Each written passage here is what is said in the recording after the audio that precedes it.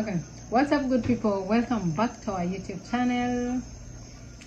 Tonight we have a bit of a story time to tell y'all. We've probably been gone for a little bit.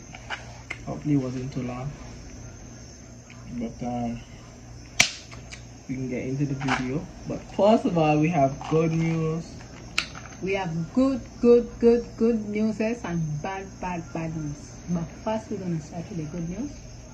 By the next story time, it will be kind of emotional and happy moments. So just bear with us for tonight. Don't mind about my voice.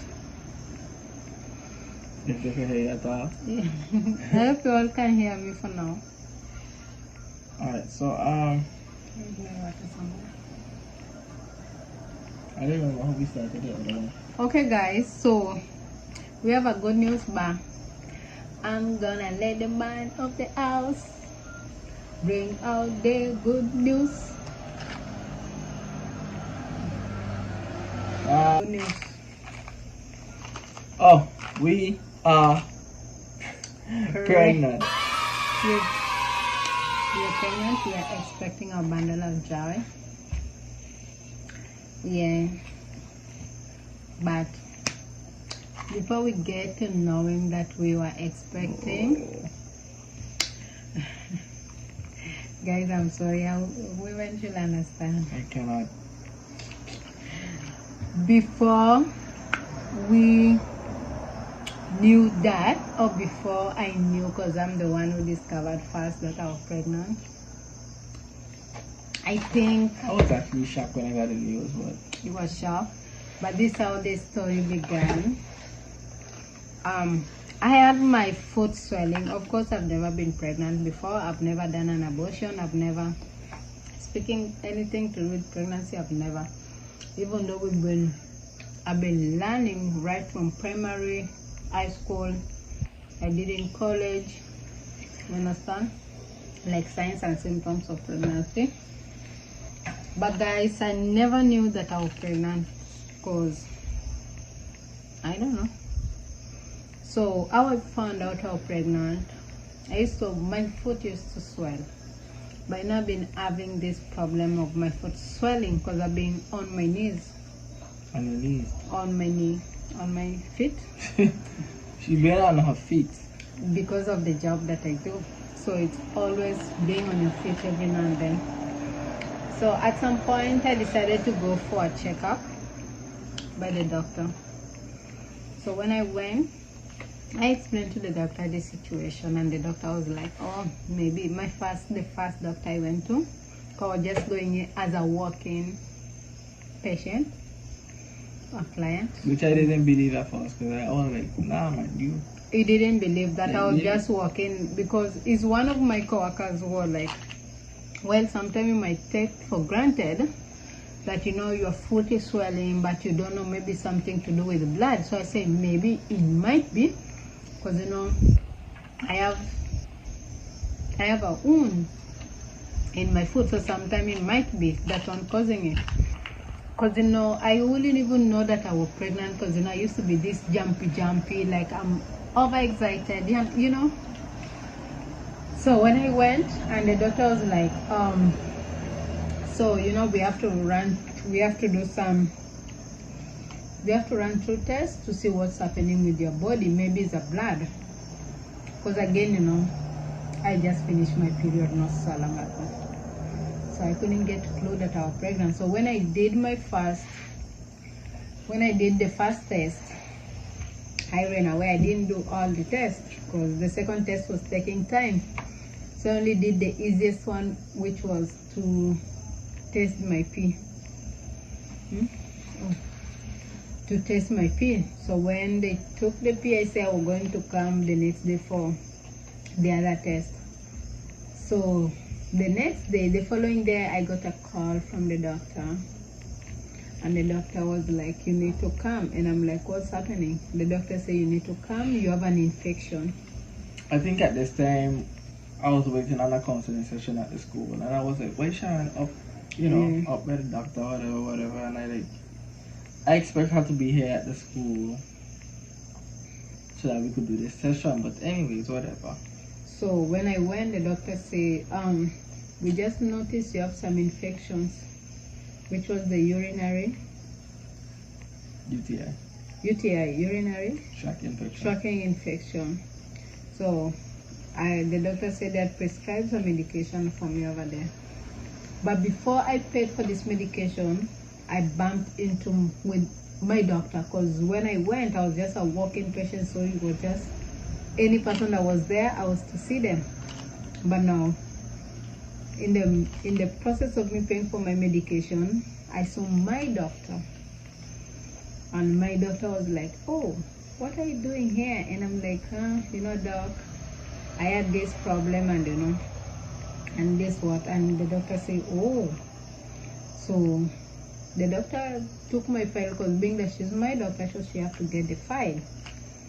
So I say, I came here yesterday, and I was just walking by, because this one had been happening to me and I didn't know, so I was just coming to see what's wrong with my foot. And the doctor asked me, how many tests did you do? I only say one, because I wasn't prepared. I was just coming in for a quick thing, because I didn't even ask for permission at my job by then. So, and the doctor said, okay, are you ready to do a second test? I said, why not? And the doctor said, before you pay for the other test, let me see the second test, so we can get the full thing that is happening, since they didn't test my blood from the previous. Because they say sometimes swellings can be caused because we can come through the blood, something, if you have the problem with the blood clot or blood flowing, something like that. And when the doctor tests, and I had to wait for like about 5 minutes, 10 minutes. And the result came out, and in the middle we were just storing with the nurse, and and the nurse had put the result in front of me, and for me, I'm expecting to know what's going on with my foot. So my doctor said the medication that was prescribed before, we have to cancel it. I have to prescribe a new medication for you. Why?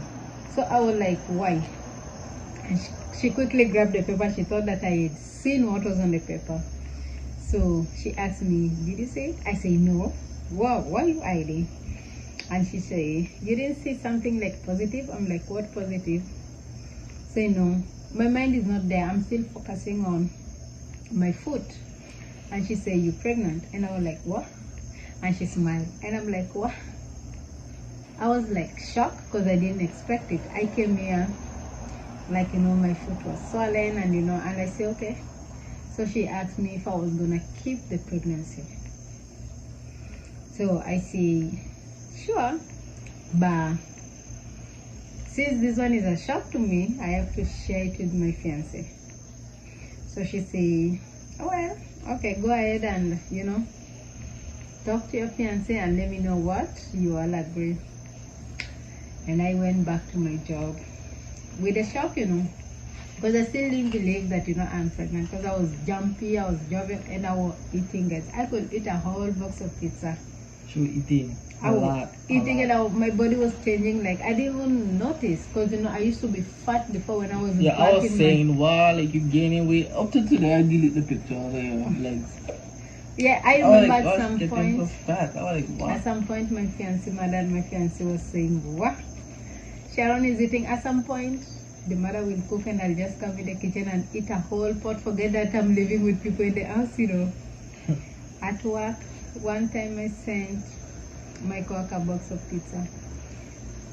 Remember, I never shared my pizza. I ate the pizza, took my nap, get up, ate the pizza without sharing it. And my coworkers were like, it seems like you're pregnant. But it was like, even them, they couldn't know that I was pregnant, but they were just saying it out of the blue moon. But nobody had the clue. I didn't have the clue either, because you're always jumping, you're always running, So when I came to work, I think because of the shock, I sent the message via the phone to my fiancé. I sent it to him and telling him that I am pregnant. I don't know what was his reaction. Well, my reaction was, I was my mom. And I was watching the phone and I'm like, shocked before I eat. I was like shocked before I ate. And I showed my mom, and my mom was like, what happened to man? And I'm like, Mommy, Sharon pregnant. She watched me, she's like, and I'm like, bro,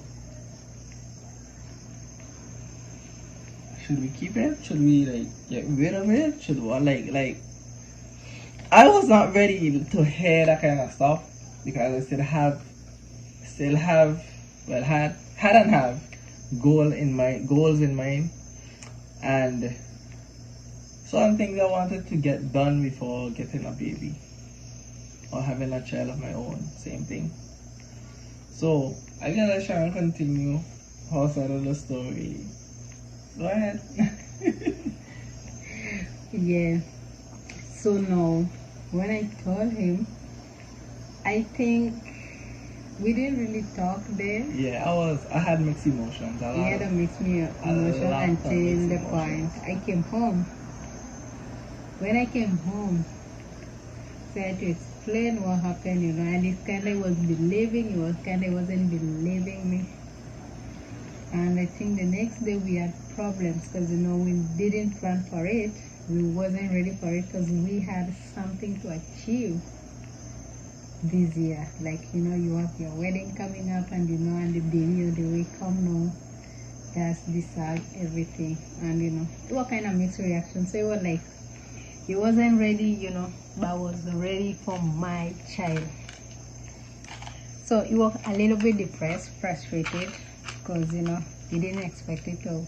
Just don't take it in a bad way, you guys. I know you're gonna judge, but no judging. It's okay for judging. I mean, everybody have their way of dealing with certain situations, and if you're not ready for something, you're not ready, right? So I had to get ready. So I ended up calling my dad and talking to him about it, and he's like, you know how a man would be. My father was like, what?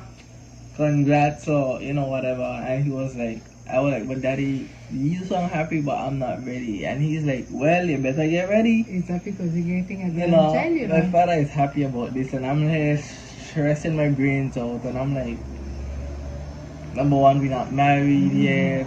Our wedding was ready. Yeah. You know, I just wasn't ready yet. And you know, we still have some differences to work out, but that's minor.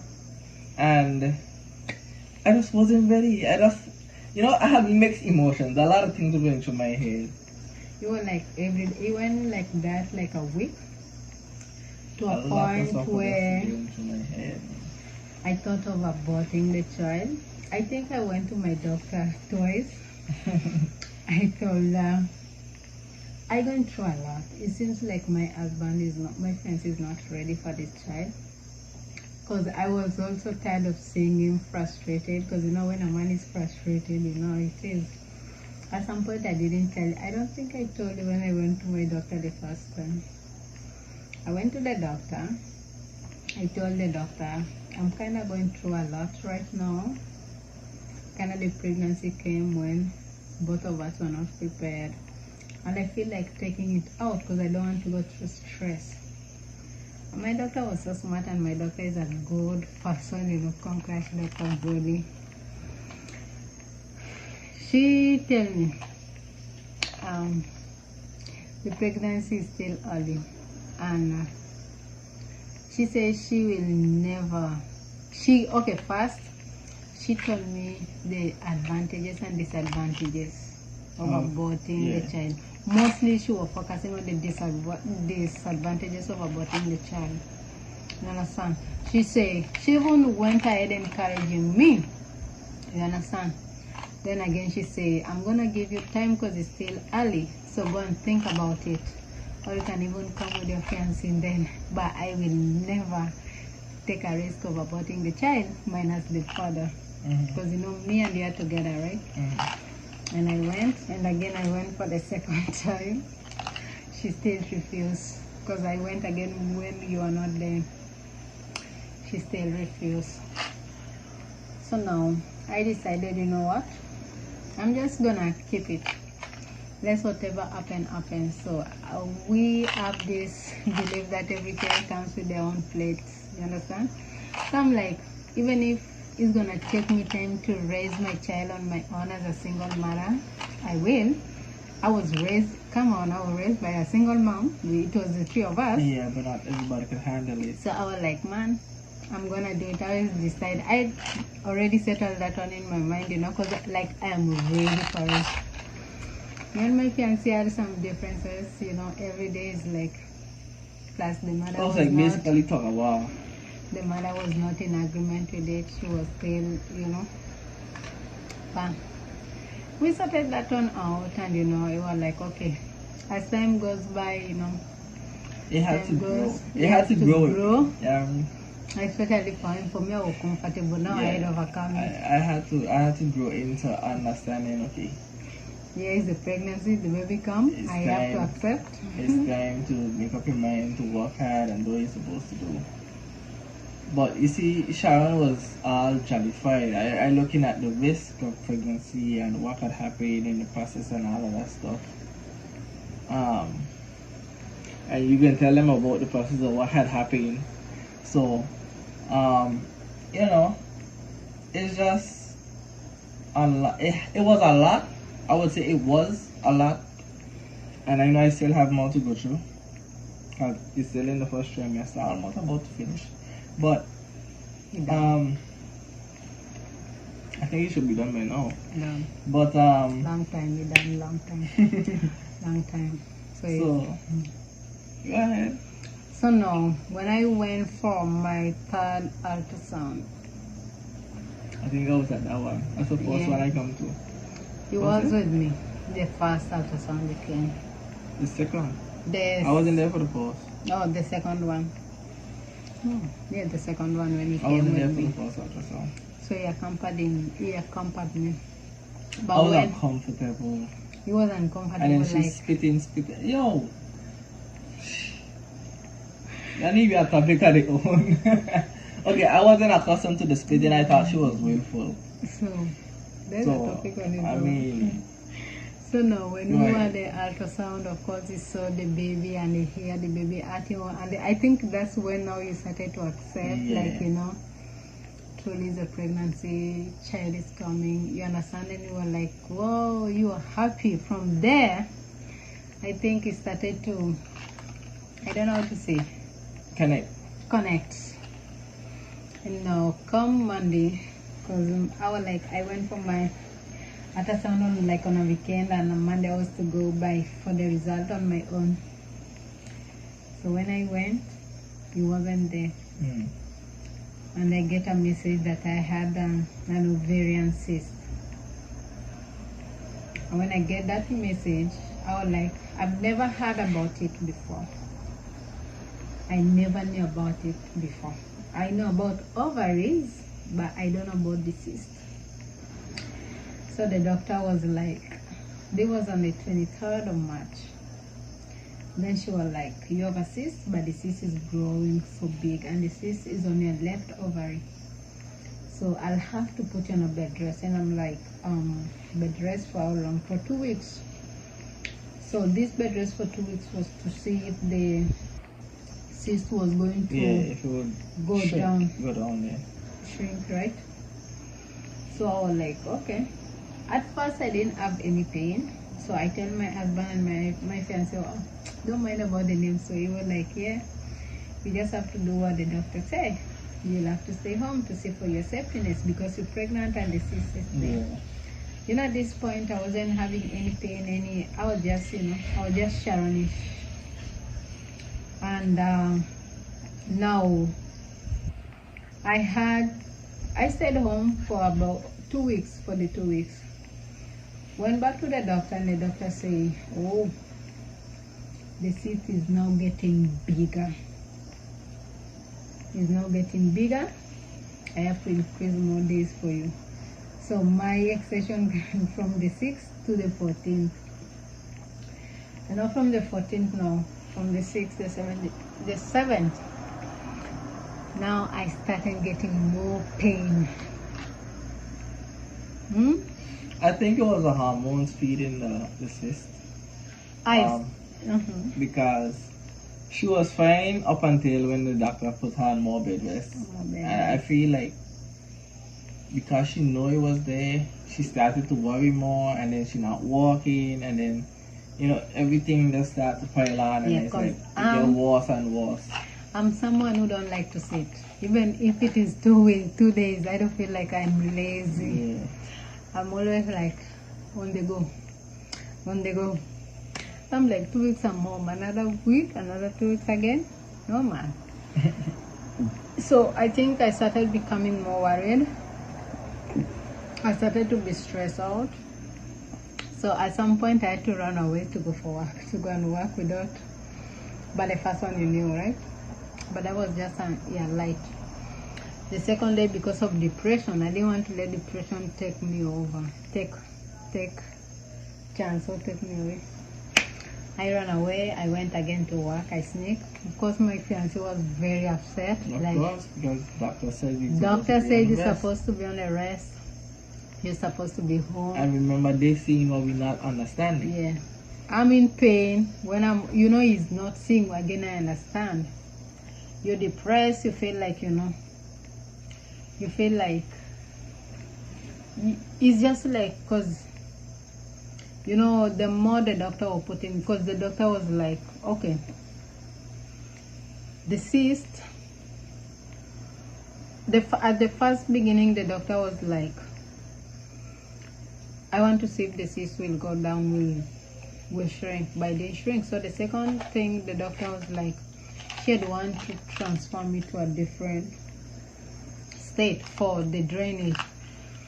But at the same time, she was saying, being that I'm pregnant, there's more of a risk for miscarriage, and again for me if I drain it. So I think from there I was more worried, and now the pain became overbearing. Because now she's worrying. Now I'm worrying, and you have a baby inside your stomach. You not it eating. It is not your stomach, your abdomen. Your abdomen. Oh Jesus Christ! Science. The uterus. The uterus. So no. I have two people controlling me. The cyst controlling me, the baby controlling me. Because again, when I was still in my fast, in your fast you have more. It's like hormones trying to adjust because your body is not used to. It's like your body is trying to get accustomed to something, right? Like sometimes you eating, morning sickness, vomiting, you want this, you don't want this, you're sick, you have headache, So it's like I had so many things controlling me. So at this time, listen, it was pain that, when the pain hit you, this one was more. I cannot talk about the labor pain because I've never been there. I can only talk about the period pain. This one was more than the period pain. My fiancé can explain about it. But I think that's the most pain I ever see her in. I know she used to feel a lot, right? Sharon used to feel a lot, but that day, you could tell when she not faking. And Sharon was doing doggy style, cartwheel, kind of thing. I'm like, Lord, I trying to rub her stomach. It was just a lot for me, and I lose a lot of sleep. For what? It was 2 weeks? Like 2 weeks, my fiancé wasn't sleeping at night. During the day, especially when he's off. And I had to walk at the same time. It's like... When he's off, sometimes like 5 minutes I'm okay, 5 minutes I'm crying, and it's like, you crying or you just willful crying? Yeah, I was like, is it like really? You were just okay. At some time I felt like he's not understanding me. At some point I even started to hate myself because I am going through a lot. And my fiancé will come with paracetamol, because the doctor was saying when the pain hit, only paracetamol. And you taking paracetamol after every 4 hours, but the cyst is still growing. So at some point I said, you know what, So it was at night, I couldn't sleep. Listen, like you sleep with one side 2 minutes, 3 minutes, 4 minutes to this side, you can't sleep leaning forward. My fiancé will rub my stomach, rub my back, rub my waist. To a point he was even losing control. He like, I have to go work in the morning. All 2, 3 o'clock, 1 o'clock, 4 o'clock, he's still up trying to. I'm like, babe, just. They were rough. They were rough. Just rub it for me. Just please. I was crying. They were rough. Crying like a child. It was rough. And now you're not eating because now it's like it's controlling you, like you have no appetite. So this particular moment I decided to, I still called my doctor, and my doctor still was telling me, you know, it's impossible for the, even though the only way you can be helped is draining the cyst, but if we drain the cyst, you still have a risk. So all that I was getting was the risk of miscarriage. To a point I was like, doctor, this pain, I am the one who knows what I'm undergoing through. I don't like pain. Sometimes I'm strong, but sometimes even the strongest needs support though. I went and told the doctor, even if it is taking out this child out of my womb, I know before the Lord I'm gonna be doing a wrong thing, but doctor, I just want everything out of my stomach, because this is like this is the abdomen and you know the child. But my doctor was scared of me having miscarriage.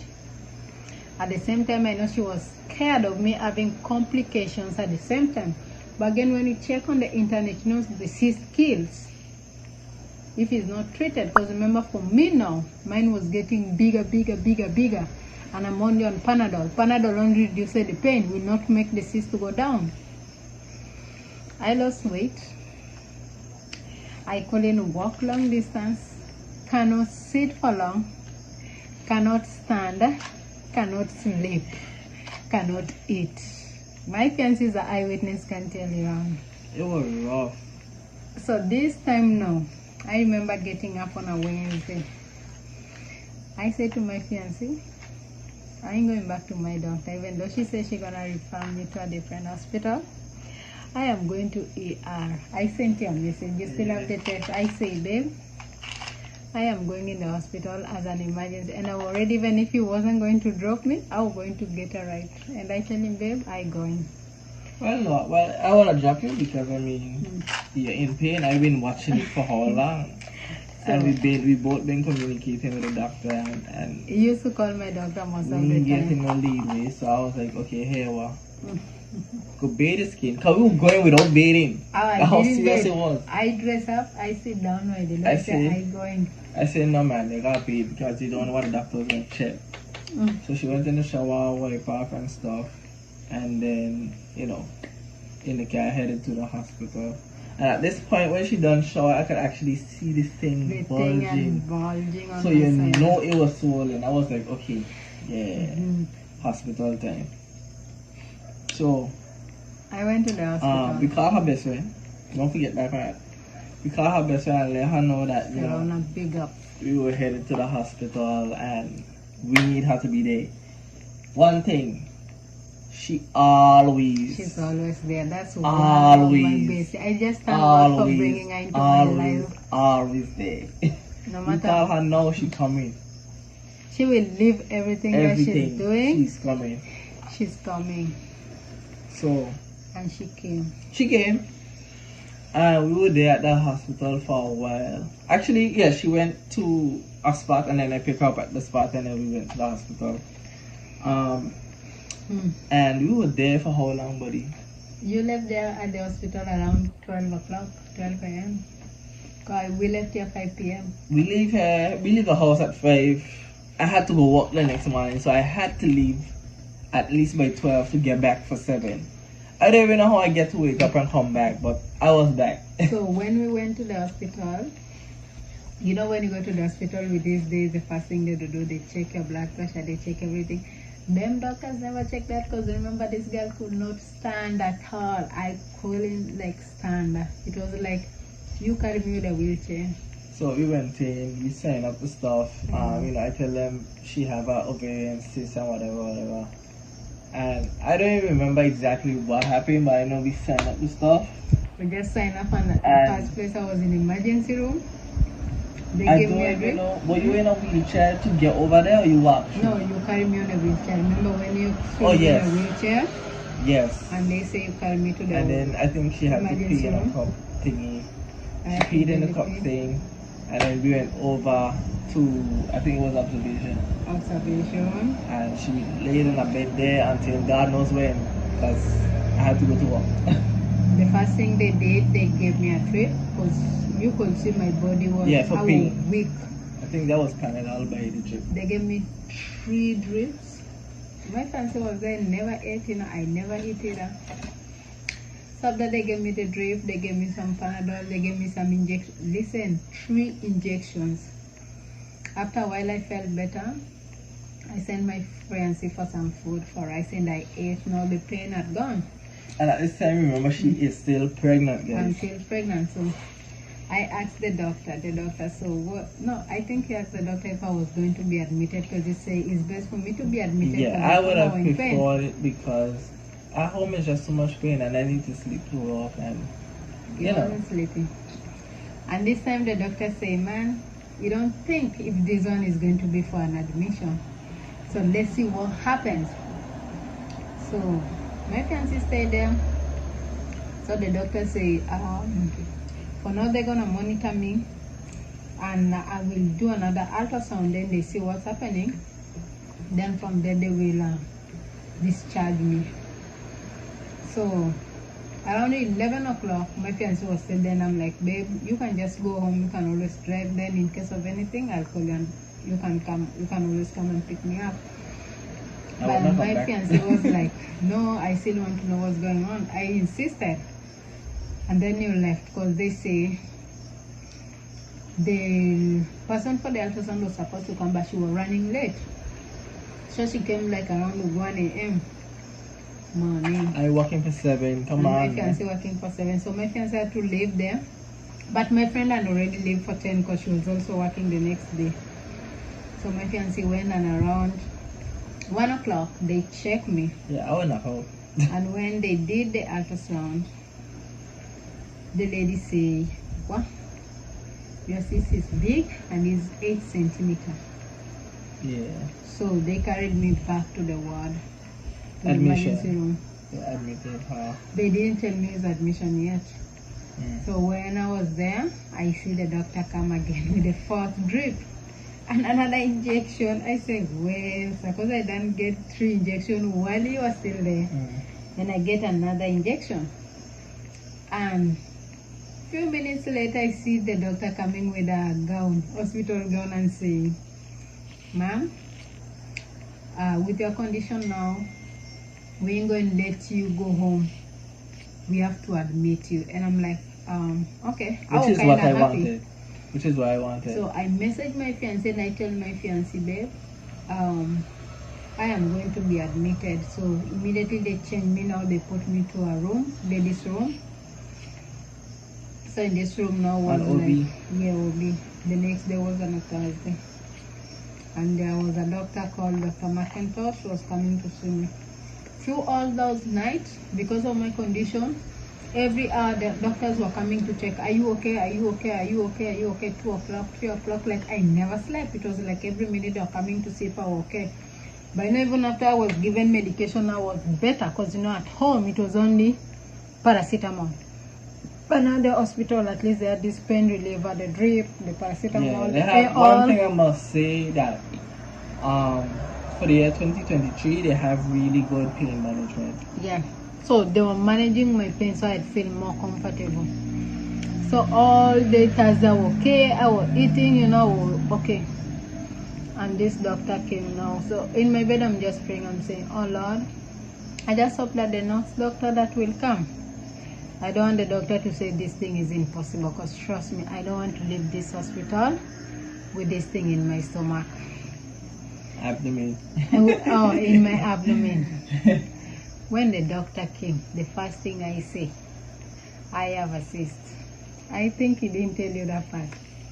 And I tell the doctor, even if it is killing this thing inside my stomach, for you to take, because I can't take the pain anymore. I cannot take the pain anymore. I think it's from then you and him got a connection. He was like, so the doctor looked at me and he was like, "You African?" I say, "Yes. I just love how you're speaking. I like your accent." And I'm like, "Doc, I'm in pain. my..." Like, what you talking? Like, damn, I'm in pain, man. I'm in pain. And the doctor looked at me. And there was this doc who came like around 2 o'clock asking me a question. I was asleep and I was like, "I think yes." And he was like, I know you don't remember me because you were in so much pain. You were sleepy and you couldn't recognize me.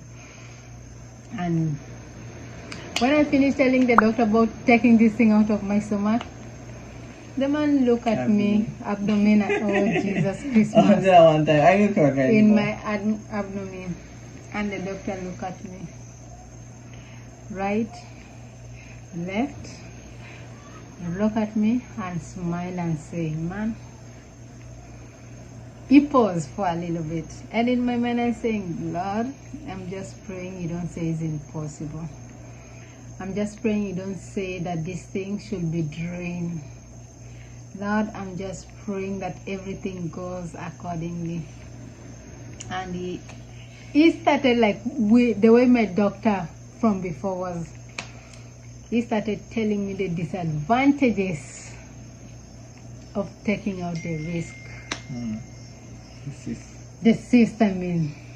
And I listened carefully and I say, he said, the cyst can cause miscarriage. The cyst can cause complications. Which is the same thing that the doctor said. That the doctor was telling me from before. The cyst, and I'm like, okay, if it is the same thing, I'm just saying, if it is the same thing, why can't you just shut up? Tell me some water, please. My water was somewhere there, up there. I'm like, look at it up there, where my towel is. Oh shoot, there's no, you can get me a next one. And I'm like, if it is the same thing that the doctors are saying, why not just kill the child one time and just, kill the child one time and just take out this cyst, because I am tired, I'm in pain. Listen, because this pain, I say I can't talk about labor pain. I'm only talking about the pain I know. This one was even more than cat pain, Well, at that point, I can't say. I don't know how labor pain feel, but I understand. I can't say that. They don't feel good, so. So the doctor say, but after I done finished talking all the crap, I call it crap. He made me smile and he say, "Don't worry, you are in good hand.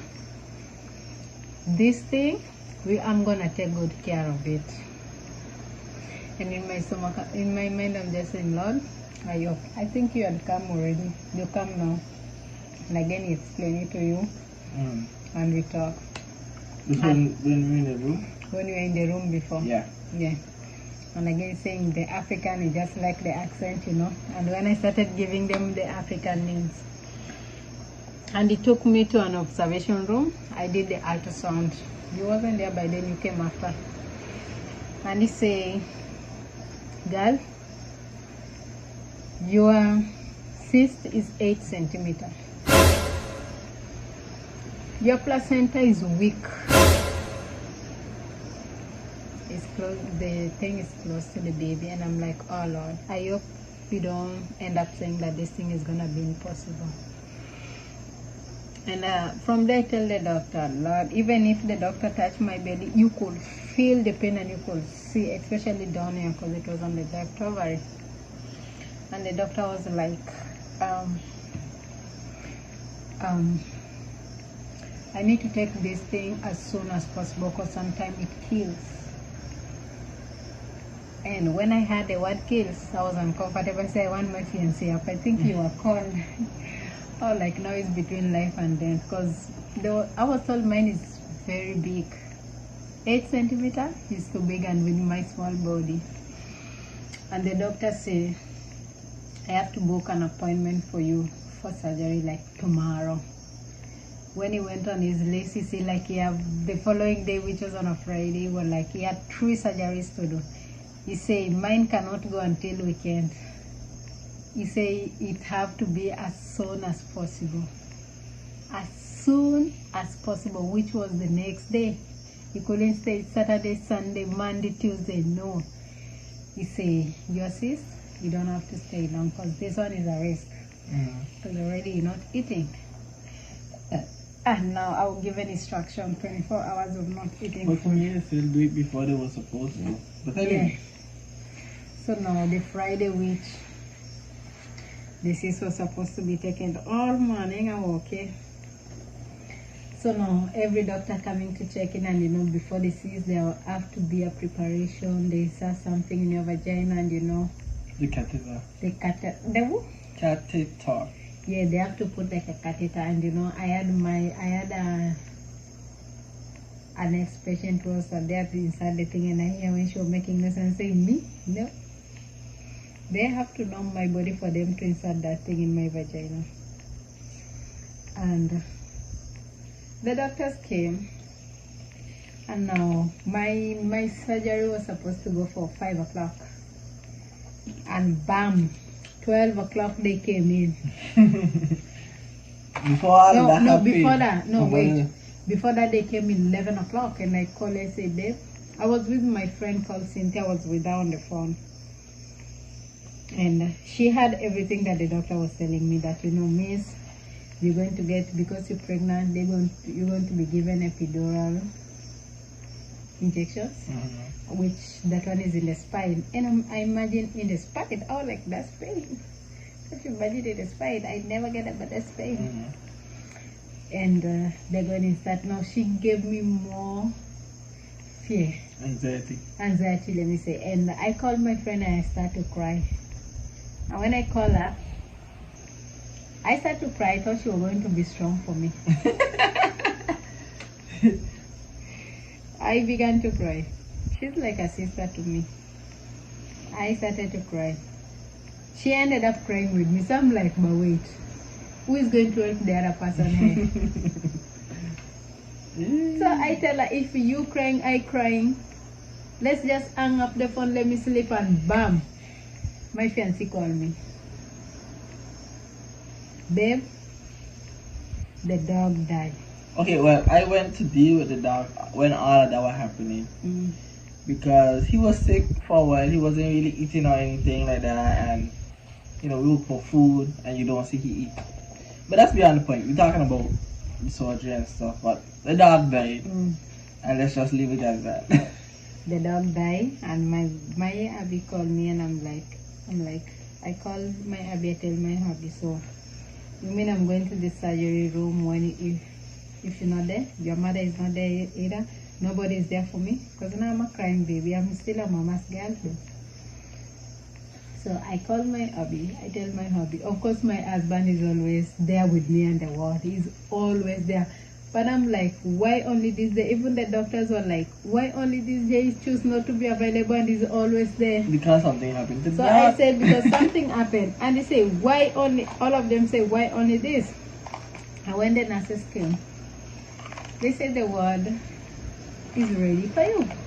I tell the nurses, wait, let me call my fiancé. Let me call him fast. They have to be there. I ain't going in the thing by myself. And he say he's far away, but he's on his way coming. And let's go. And I grab my phone, I call his mom. I say, I didn't even say hi, hello, how are you? How you know? I was like, I grab the phone, I say, where are you? Come quick. You don't know, because of anxiety, you cannot switch off the phone properly. You cannot. I'm like, if I even call my bestie, the same lady who carried me to the hospital, and I tell her, girl, I'm supposed to go for the surgery, and I have anxiety, and she encouraged me. And you know, the more these people keep on encouraging me, the more I get depressed, I get frustrated.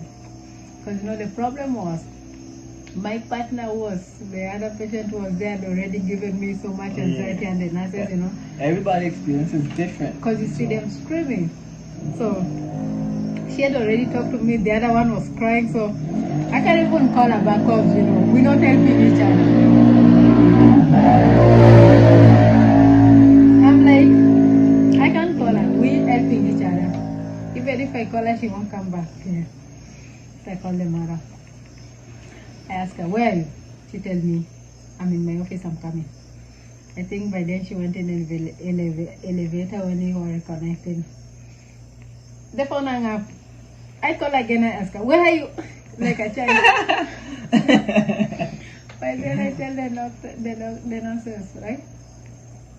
Listen, I ain't going in the ward if my face is not here. So the mother came. I just wanted somebody to support me emotionally. Because no, I wasn't emotional. Because remember, I was prepared for 5 o'clock, but I wasn't prepared for 12 o'clock. Because these people just came in, bam! Listen, I was crying. I was bawling like tears. Now, I forget about the pain now. Is the anxiety.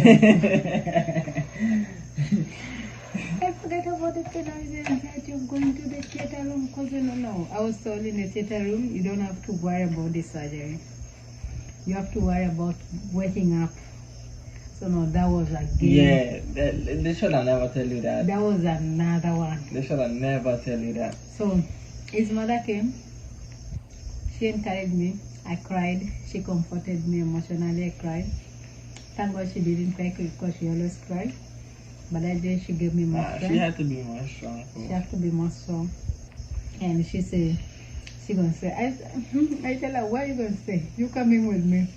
And she asked the nurses, can I come? Yes, she said, yeah. The nurses say, yes, you can accompany her since you're the mother-in-law.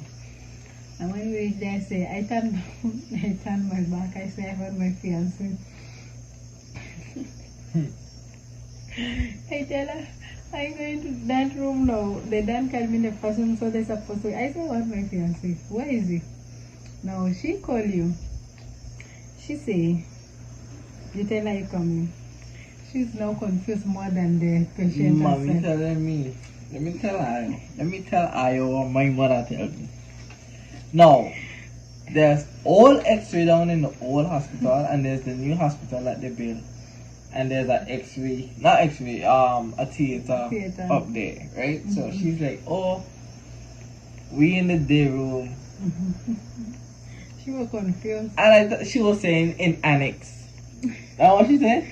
And when I went down to annex, I'm like, oh wait, annex is the old hospital where, what years on me? So she called you, right? I phone now is not working, the phone hung up now. She showed me, see the phone, you know. She giving me the phone, you know. At that point, I personally, I have anxiety. My hands are just going, I cannot press my phone have a password now. All of us have anxiety. Then she's telling her, go this way. If you come this way, go this way. She forgetting and she going that way. She going this way, she forgetting she going this way. Because I insist I go in the theater room without seeing my fiancé. And the other people are calling me. The doctor is calling me, they want me. And my fiancé come, we spent some time before I enter now the main room. And when you were going, I I know she was going to be okay. And my fiancé kept on encouraging me. I didn't want to, like even if they will allow him to come. No. Some people they don't allow. And I had my work to do. First of all, I was on my job during all of this, guys. I had my 12-hour shift running my linens and doing what I'm supposed to do for the hospital. And you still have to look after and your I wife. still have to come and see. Check if the wife is okay. I was stressed out that day. The dog died. She went into surgery. It was just too much for me. And the doctors know that you have a fiancé, that you have a wife who is in the hospital. You're supposed to be there. At the same time, they need you at work. At the same time, you've been... At some point, I felt for him. At some point, I'm like, listen, I need my fiancé. His job need him. The dog need him because the dog is also sick. So you're like one person in between. Even when the dog died, I cry. Now that one was a double tragedy. I go into the theater, the dog cried, get the message, which he wasn't supposed to tell me. That was like our family dog, even though I couldn't go close to him. And he lived for a long time, from 2010. 91 dog years. From 2010 to 2023. That's a long time. And now, guys, I went to the surgery room. That was a drama. Eh? You see them injections. I didn't get my first injection. Me and needles, we don't get along. Me and medicines, we don't get along. I cry, I do, and at long last. You know, wait, first of all, I thought they would have put her to sleep. And hey, she didn't put her to sleep. I'm like, what? What they did, What are you saying? they numb my body, and they say, because I'm pregnant, and because for the sake of the baby, Anesthesia. the anesthesia, which is the epidural thing. No, the anesthesia would have put you to sleep.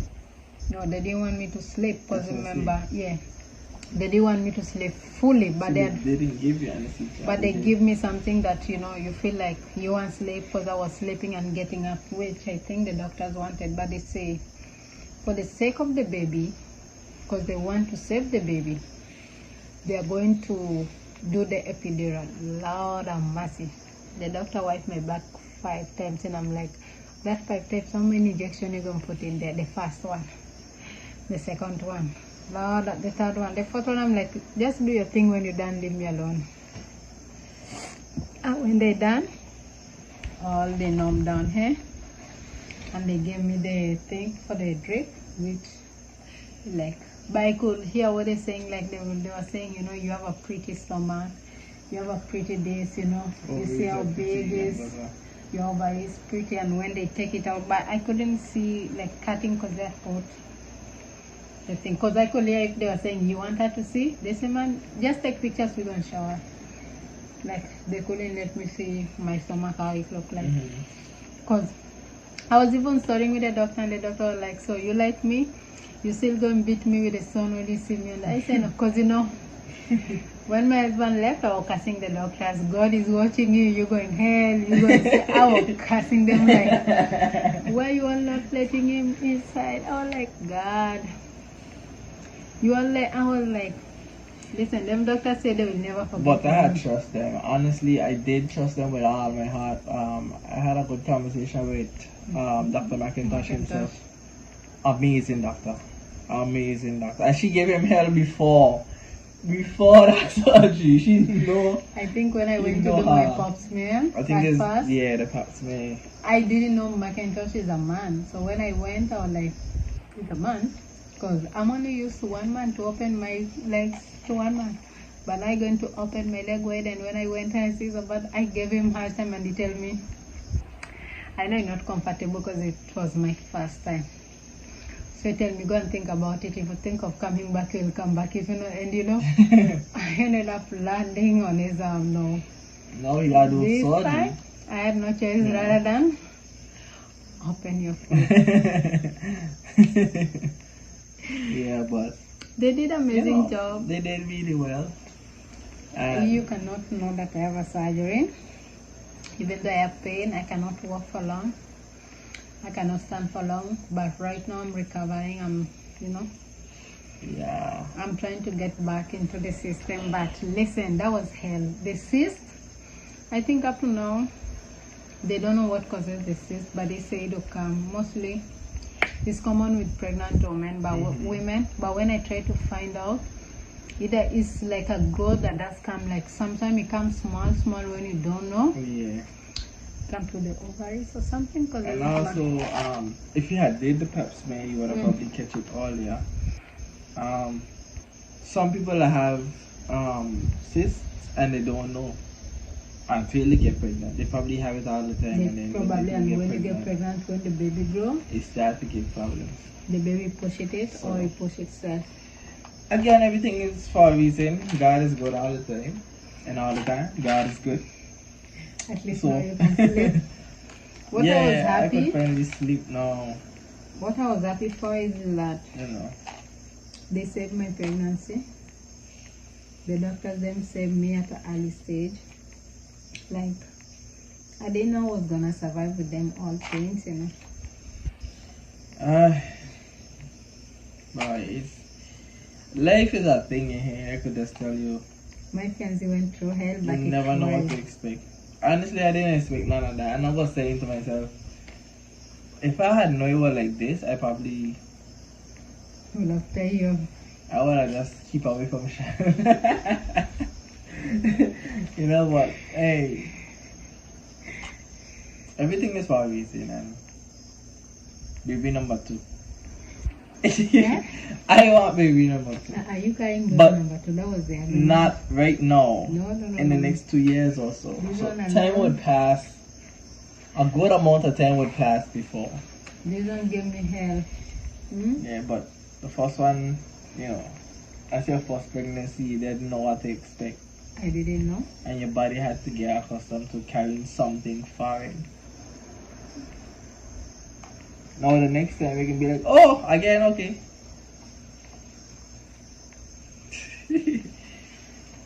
But I glad that I think you it will know be better the next time. this one. I think this is the best experience for both of us. Since it's gonna be a first time dad.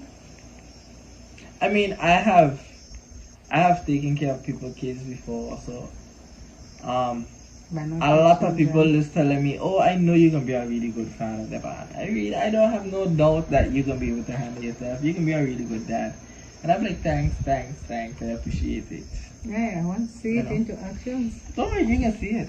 But I can say so But because I according think that's to it. he has been taking care of me.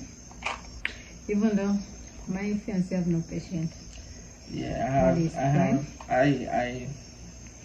this time. I doing counseling. My fiance That's has one no, thing I at have some to point he say. was telling me, why I'm tired, why you doing, especially you know with pregnant women there's some weird stuff they don't do. Yeah. For me no. Yeah. I never like spit. But right now I spitting like a crazy mad woman. Which my fiance don't like. At the beginning or like especially when we are driving, I'm like, babe, one spit, and sometimes I will walk with a bottle, spit inside there like that. And sometimes I'm like, babe, don't Sometimes- forget your spit cup. Most of the time, and we used to quarrel, we used to argue, and I Yeah, like I had a customer that now you start with the spit in there. All of a sudden, like, Listen. wait. think my fiance had to go counseling for me spitting. I had to counselor for a lot of things. It's not just that alone. I had to I understand. think he was told, expect that, and you know. I had to go for the acceptance that I can be a father. I have to go for the acceptance that, you know. She spits. It's a lot of different things. I spit. Sometimes I want to eat this, sometimes I don't. It's like, It's not as bad as it is now because I understand it now. But before I was like, best. I wasn't eating, I was losing weight. It was bad. my fiance was losing It weight, was like, bad for me. Honestly, I was like, Like- okay, I just have to be the worst couple days of my life because I just ain't ready for this.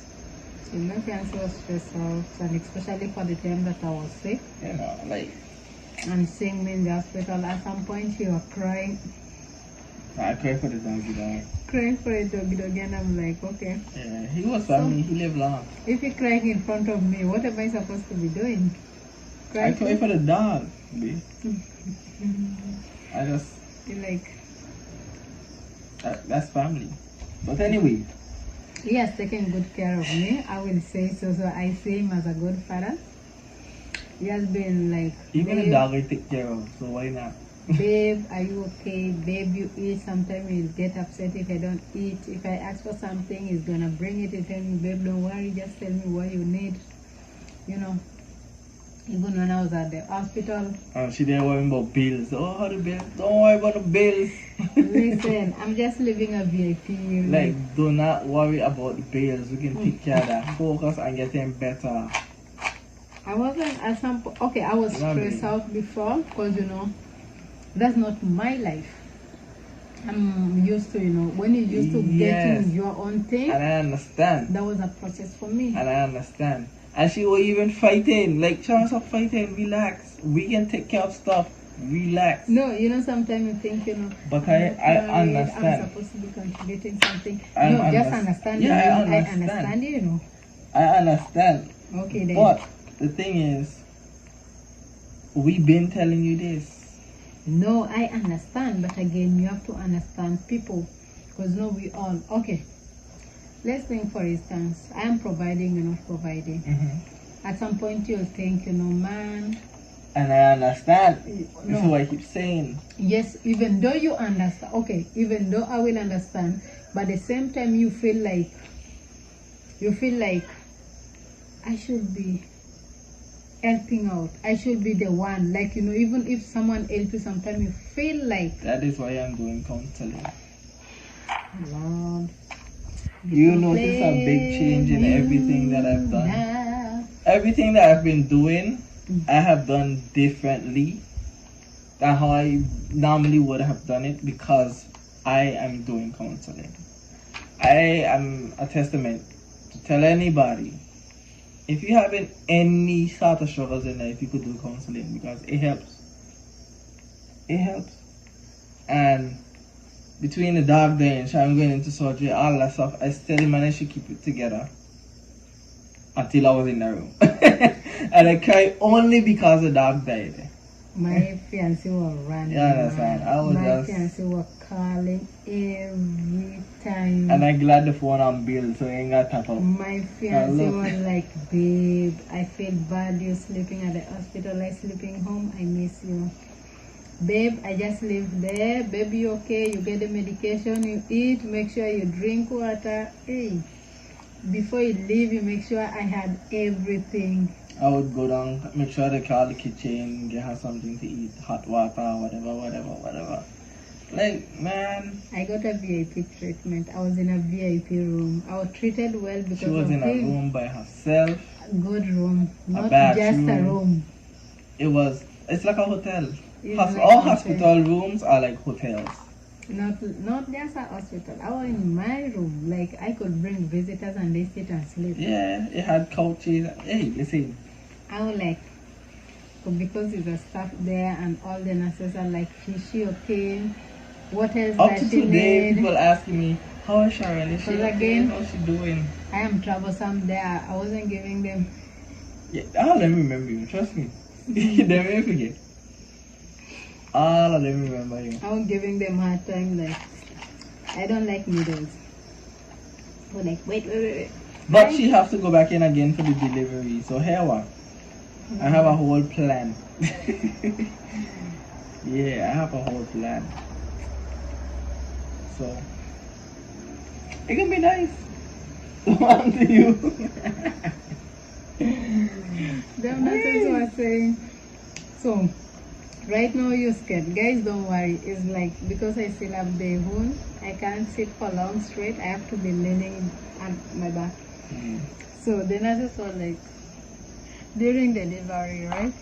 I see this woman going through labor pain and I'm like, so even when the nurse say, for you, you'll be jumping here like a frog. I'm like a frog? They say, yes, so how are you behaving with them needles and you still not I mean, hey, when the time comes, God can take you through it. That's how I see it. I just praying for a safe journey. And I think it's gonna be a safe delivery. Right now I'm okay. I'm happy that they were able to take out the cyst and they check. So now it's up to me to play my part, to be checking every day, like, am I okay? And Miss, what's your name? See, I don't even know what to give you. She wanna walk before she's about to walk. Listen, me, I think within 2 to 3 days of the surgery, Sharon will up and trying to walk. One thing I hate. No, from the time the norm come, even when Bishop was there, I was trying to, and Bishop say, calm down, take it, don't move. Like, I don't like to stay in one place. That's just me. I don't feel like, I feel like my body's getting less because I'm not used to that life of sitting down. I'm like, go and get it. We chasing the paper, we chasing the bag, But now here you lying down like how you don't call them people who cannot walk. Hey, hell. So on the time I get my food, I was happy. I was like, hey, I could feel them. Hey, I was like, get me down.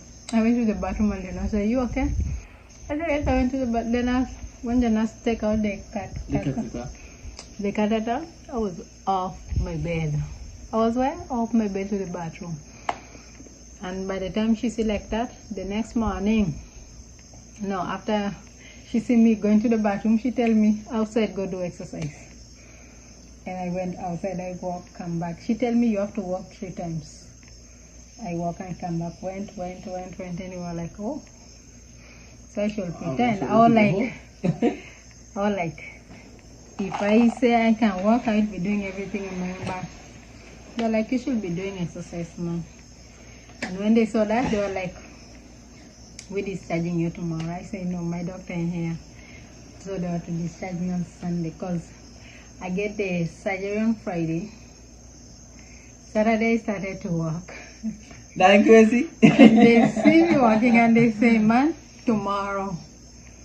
And this Sunday they came, they're like, you going home today? And I'm like, no, my doctor said he's coming tomorrow to make sure everything is okay with the baby, you understand? And you know, I'm ready to go home. Yeah, all of them were like, you going home today, you going home today? And I'm like, no, because they could see me struggling to walk. Even when my friend come, they make sure, my fiancé also make sure, you know, at least I try to walk, not even long distance. I walking and he's in front of me, so I don't fall down. But it's a great experience. We have a few pictures and videos we could probably We're going to put them there. Yeah. Our first ultrasound, second ultrasound, you know, the journey, how it has been when I was in the hospital. We're going to post them as the stories goes. Alright guys? But something I learned, I can't say, as again, people have been saying pregnancy come with its own difference. Because some people say, okay, when you get pregnancy, you get, some people they don't get that. So some people say, oh, I'll be strong. No, it came with its own. So even however much you say you're going to be physical, mentally, emotional prepared, it depends. You never really prepared it. You don't know what will happen. You don't know what will happen. Like for me, I never knew about the cyst. And now I know about the cyst. I could tell somebody about the cyst. You understand? Yeah. And a lot of people didn't know about the cyst. Just a few of them. So I remember like I never had that, you know. So like right now I can even help people about it. But what I learned, especially you have to be mentally and emotionally prepared for to deal with it. And husbands or boyfriends, they have to be ready for anything that this woman can bring, because between her hormones and her emotions and her, it's just like wow. I forget to tell you all, at some point with this pain, my husband, my fiancé, sometimes when you go into work, you won't really tell me, babe, bye, because I'm used to, babe, bye, give me a kiss. I'll be sleeping thinking that maybe he's in the toilet, he's in the bathroom, or maybe he's in his bedding, only to realize that, you know, he went long time ago. He's like, maybe he's scared. When he wake me up, I'll be like, babe, pain, and he'll go to work feeling bad. That's one. And two, me want no kiss because she says stupid. At some point he was like, I'm like, really, I'm sleeping thinking that my happy is over there. Like, my pregnancy is so attached to him, to a point that I don't want to let him go. I don't want to let him be far away from me. Like, it's like, I just want him, I just want to hug him. Big. Sometimes I just want to be with him. Most of the time, like, I ain't gonna lie, this has brought us a little closer, a lot closer than before. A lot closer than before. And I believe that this child is gonna be the cement between our relationship. Not just in the sense of, okay, we now both co-parenting, we both parents, but the relationship itself. Like, I feel like the child would help us to understand each other, in a sense. Hopefully it would minimize our arguments. I'm praying that she don't go back to that. You know, Sharon had headed, and it's just her personality, and again, I'm being counseling, so I understanding how to deal with most of whatever she brings. So sometimes I just be like, you know what? Let's go ahead and make she nice. I can't know what's up. When she tells you to shut up about. Yeah, so it's like, hey. Whereas before I would argue back and hyperventilate and my heart would be going boop, boop, boop, boop, boop, boop, boop. I want to hit her face, but then I know I can't hit her face, you know what I mean? So it's like, and being having anxiety is very tiring. It's very, I feel like your body just, it like it's killing you slowly. So if you have anxiety, get counseling. Find a really good counselor that you're comfortable with. And I ain't talking about somebody who's not trained. Find somebody who's a psychologist, somebody who could literally tell you, pinpoint and say, this is the problem. They ain't gonna look at the overall picture. Oh, when your girlfriend doing this, just do this instead. No, they need to tell you straight up, okay, this is what triggered this. Or this is how you deal with This is how, you know, as she said, this is how you deal with this. Do the box breathing. And that's one of my favorites. So Sharon pissed me off now, she'll just see me like this. No, like this.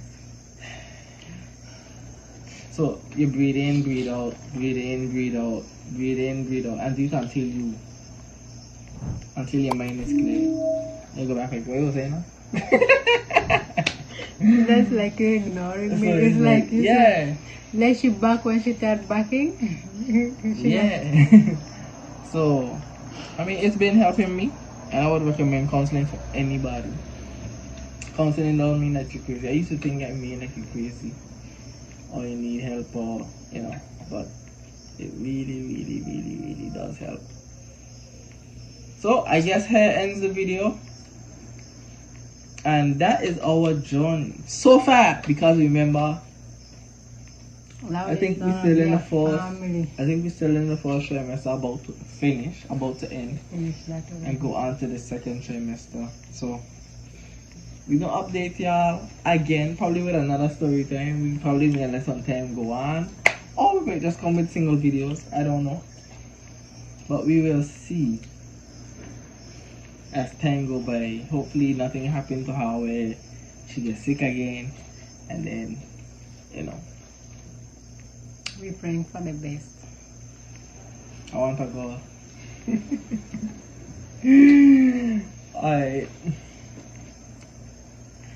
Alright, that's it for now, guys. See you in the next video. Love you all. Bye.